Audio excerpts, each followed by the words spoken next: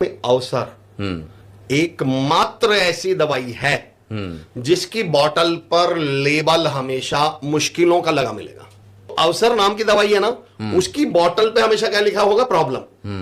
क्यों लिखते हैं भगवान ऐसा? मैंने कहा जिंदगी में कभी भी कोसना मत, पैसे को मत कोसना। अब देखना, हम लोग पैसों को कोसते हैं, पैसा मेरे पास नहीं, मेरे साथ है, किस्मत को कोसते हैं, भाग्य को कोसते हैं, इवन हम ईश्वर को भी कोसते हैं। तो मैंने कहा कभी भी किसी भी चीज को कोसना मत, क्योंकि जिसने को भी आपने कोसा वो आपसे कोसों दूर रहेगी। फिर वो आपके पास जिंदगी में आएगी नहीं। अगर आपने किस्मत को कोसा तो किस्मत कहेगी अब मैं तुझसे कोसों दूर रहूंगी। भाई जिसको मैं कोस रहा हूं मैं आपको रोज कोसूं, आप कभी मेरे घर आओगे क्या? कभी नहीं आऊंगा। तो आप पैसे को कोस रहे हो, किस्मत को कोस रहे हो, दुनिया को कोस रहे हो, लोगों को कोस रहे हो, कामयाबी को कोस रहे हो, तो ये हमारे पास आए कैसे? एक बात बताइए सर्वेश भाई, मेरा एक दोस्त है जिसकी करोड़ों रुपए की लॉटरी लग गई, उसने करोड़ों रुपए मेहनत से कमा लिए, ठीक है, उसने बंगला बना लिया, गाड़ी बना ली, और अब मैं उससे ईर्ष्या कर रहा हूं।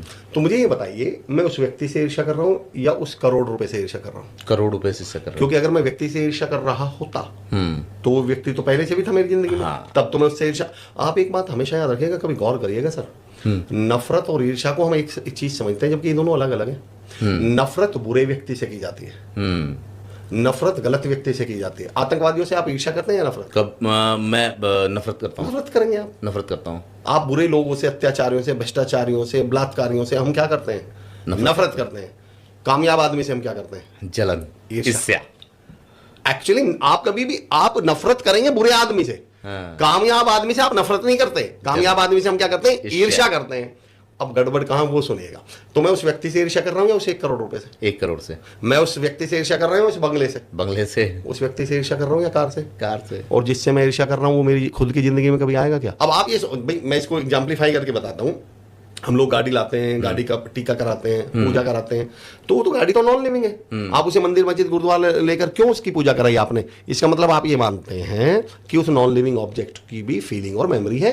वरना तो हम ढोंग कर रहे हैं। इसका मतलब तो फिर हम स्टेज पर चढ़ते हैं एज स्पीकर, कभी भी तो हम टच करके ऐसे पैर छू के चढ़ते हैं। क्यों भाई? स्टेज को कैसे मालूम? वो तो नॉन लिविंग है। श्री राम जी, कृष्ण जी या जितने तमाम हमने देखे हैं, वो तीर चलाने से पहले, कुछ भी करने से पहले उसको तीर को क्या करते थे? नमन करते थे। इसका मतलब वो मानते भी हैं और जानते भी हैं, हम मानते भी और जानते भी हैं कि नॉन लिविंग की भी क्या होती है सर? ऑब्जेक्ट की फीलिंग और मेमोरी होती है।